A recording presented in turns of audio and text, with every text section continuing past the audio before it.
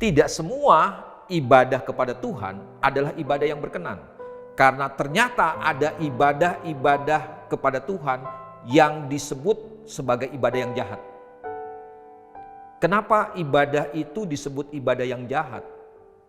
Karena ini yang terjadi.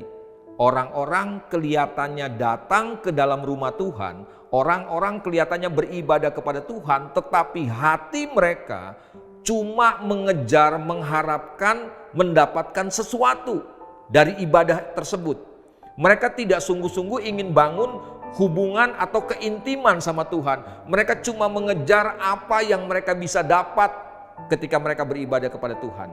Oleh sebab itu, Nabi Amos dalam Amos pasal yang keempat, ayat yang keempat, katakan begini, datanglah ke Betel dan lakukanlah perbuatan jahat, ke Gilgal dan perhebatlah perbuatan jahat. Karena ternyata ada orang-orang, ada umat-umat Tuhan yang datang ke rumah Tuhan untuk beribadah, tetapi di dalam ibadah mereka yang mereka lakukan adalah hal-hal yang jahat.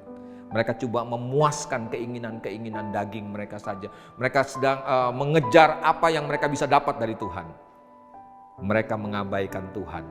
Makanya Amos pasal yang kelima ayat yang keempat akhirnya katakan begini, carilah Tuhan maka kamu akan hidup.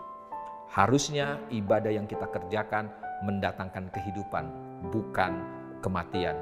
Ibadah yang jahat di hadapan Tuhan cuma akan mendatangkan kematian buat kita.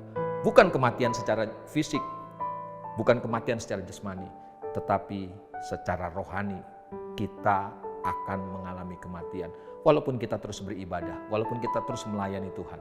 Tetapi kalau ibadah kita cuma mengejar, cuma memuaskan keinginan daging kita, ibadah itu adalah ibadah yang jahat di hadapan Tuhan.